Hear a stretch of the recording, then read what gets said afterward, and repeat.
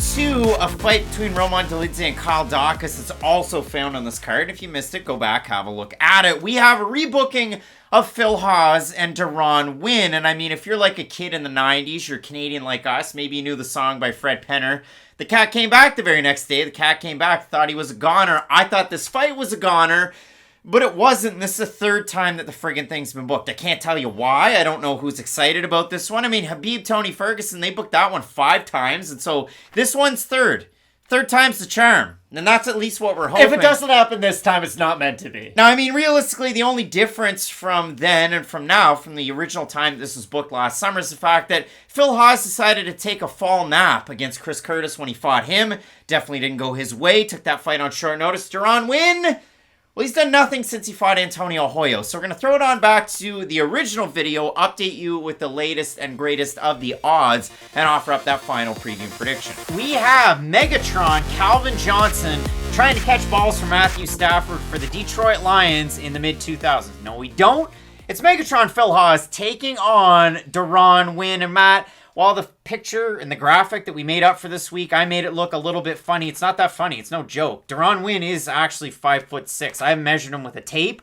I'm just taking it on faith that ESPN and the UFC are legit with their height measurements. But we're going to find out on Friday when these two guys weigh in. And hopefully successfully. Deron Winn's last fight was at a catch weight of 195 when he took on Antonio Hoyo. One of the most frustrating fights ever, because if you're a Deron Winn fan, he wrestled and wrestled and wrestled and wrestled and just held position. And if you're an Antonio Hoyo fan, you threw things at your TV because the guy could have struck with him and he had opportunities. But you could say that about every single Antonio Hoyo fight that he's had in the UFC, and now he's gone. For Deron Winn, the wins that he's had, and listen, the guy's 2-2 in the promotion. He beat Eric Spicely in a fight of the night, and they struck, which is weird. It was a really good fight, too. He lost to Darren Stewart by split decision. He lost by submission to Gerald Meerschaert. He beats Antonio Hoyo.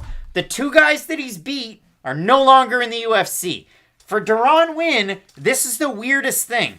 Deron Winn, when he steps into the UFC octagon, he will become a member of the all-active light heavyweight team. He will be in the rankings as far as their stat leaders are concerned. And the reason being, you have to have 5 fights in the UFC. So as soon as he steps foot in there, unless something happens to Phil Hawes, he enters in as the number 6 participant with most takedowns in active UFC light heavyweight history, tied at 19 with Alexander Gustafsson in 4 fights where he didn't take Eric Spicely down. In 3 fights, he's been able to do what some guys take their whole career to do that are still in the UFC, mind you.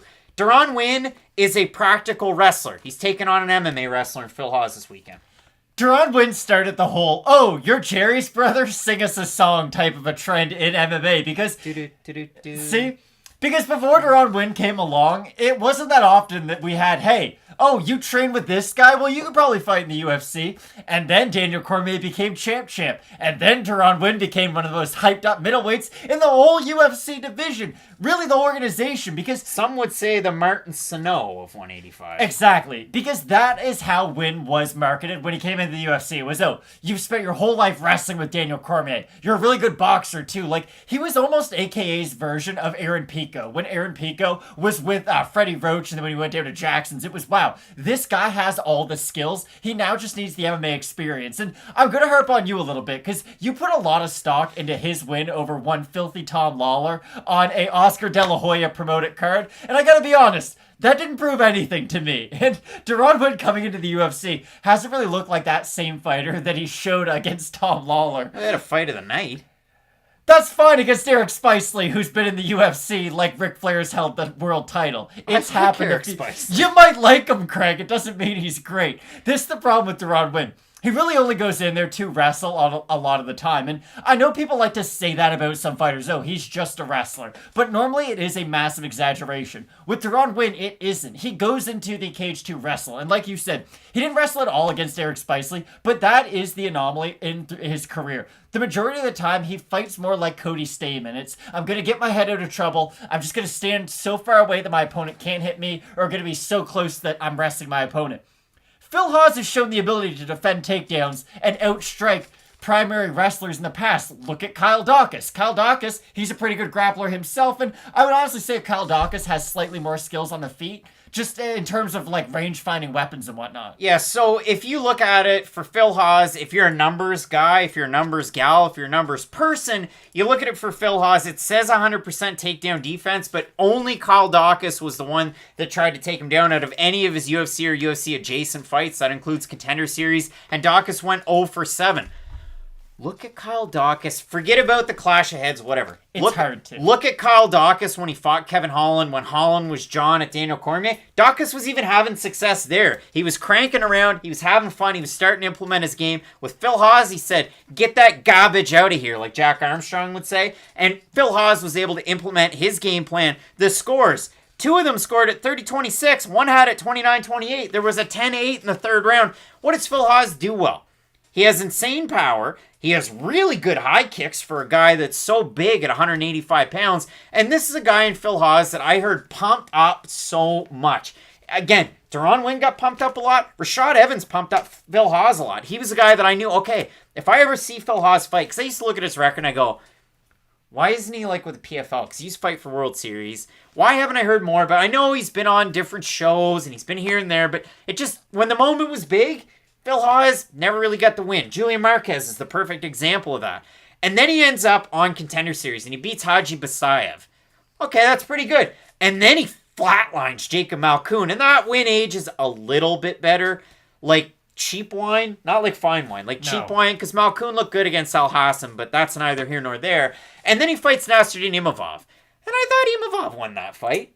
But you can make an argument. The scores for that one, 28-28 and 29-28. It's a majority decision win for Phil Hawes. Again, Imavov outstruck him. Phil Hawes did a little bit of wrestling. And then Hawes is able to beat Daukaus and also take him down and try for a submission. I said early when I flipped it over to you, one guy's an MMA wrestler. One guy is a practical wrestler, a pure wrestler, if you will. So Phil Hawes comes into this fight as a decently sized favorite, open to minus 240, minus 255 right now. Deron Winn open to plus 205, somewhere in the range of a plus 210 or thereabouts. We have a look at the Tapology votes. Surprise to us, there are to you. I'm going to say over under 85% Phil Hawes. I'll say under. You're going to say under. It is over. 908 total votes, 91% Hawes, 33% by decision, 80% by knockout for the 9% that have Deron Winn, 75% by decision. Matt, Deron Winn in the UFC, there's been ups. He hasn't looked great. There's been downs. He beat Eric Spicely. Exactly. He beat Antonio Arroyo. Neither one of them are in the UFC. He lost to Darren Stewart. He lost to Gerald Mearshart. One of them is in the UFC. Deron Winn has all the warning signs. Like, the NBA draft's coming up soon, right? And Chet Holmgren's a guy who might go first overall. And he's very tall, he's lanky, he's extremely thin, he's sort of hunched over. You look at him and you think, wow, there's some warning signs there for a guy who has to play 82 games in the NBA. Like, physically, you've got to hold up against some really high-level athletes. When you look at Deron Winn, there are some worrying signs. Like, he's like a pack of cigarettes. Exactly. There's all the warning signs all over it, and they put it in, like, an awful carton, and they're like, hey, don't use these. Deron Winn's something you shouldn't... Like, if he's in UFC 4, they should just have a big X over it. Don't use this ever. Sean Vellante should have one of those, too. Did not think I was going to take a shot at him today, but anyways.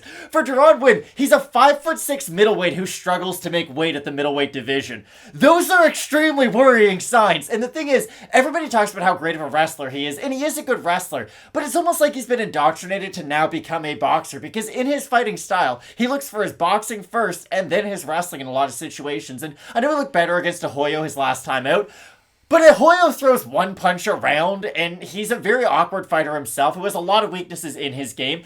And Phil Hawes doesn't have any of those similar weaknesses that Arroyo does. So Antonio Arroyo, if people forget, he was the guy that was brought in to kind of replicate Thiago Santos for a lot of different fighters in their camps in the stand-up. Only in the stand-up. And it's not like Thiago Santos, some world beater on the ground. Neither is Antonio Arroyo. You question the black belt of Thiago Santos? Maheta? Especially defensively. Now, for Phil Hawes, offensive wrestling is a specialty for sure. Sometimes he's happy with his hands. It's like if Tony Gravely got bigger, but also had a weaker chin. He got boxed in by Gerald Mearshart, though, and that's an extremely concerning sign. But when we do have a look at Phil Hawes, and I mean especially in the UFC, beats Malkoun in his debut. He beats Nasruddin Imavov That was a very close fight. He beats Kyle Daukaus, and then his last time out, he loses to Chris Curtis, took that fight on short notice, was originally due Deron Winn.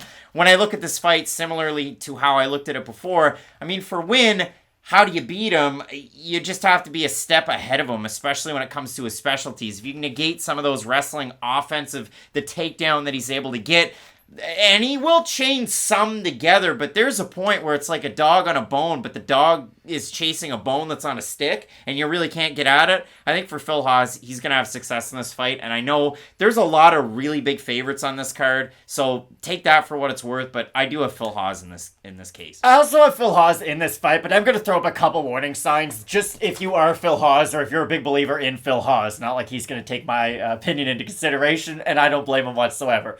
Deron Winn does throw very heavy on the inside with his boxing combinations. He is somebody who will throw an insane amount of volume if he is going to have a little bit of success. He does start to roll downhill if he is able to get his hands going. And I know Eric Spicely's not the greatest fighter in the world, but if you even go back to the Eric Spicely fight, I believe he had set a record at the time for significant strikes landed in a middleweight fight. And that is very significant. For Phil Hawes, he's a pretty good wrestler. I think we can all agree on that. He's got good power in his hands. He's a pretty good boxer. He throws a good leg kick. He doesn't have the strongest chin of all time. That has been his Achilles heel in the past. So let's say he is on the inside in some of these exchanges with Winn. Their wrestling kind of cancels each other out, and Phil Hawes is on the outside. He's starting to tire as the fight goes on. Maybe Winn is able to land some looping shot in like the third round, but other than that, I do think Phil Hawes is the much more technically sound fighter. Yeah, if you're going to bet anything on this, bet that I'm going to be sitting there watching it, drinking another Miller High Life, and that's about the only bet I'd feel comfortable. Is Miller High Life paying you under the table? No, just but big I wish they were. I'm taking a 50-year-old's approach to this thing. Matt, both of us going with Phil Hawes to get the win. It should be a fight that will happen. See what I did there? Phil Hawes to get the win. Oh, it's going to be a big-time one.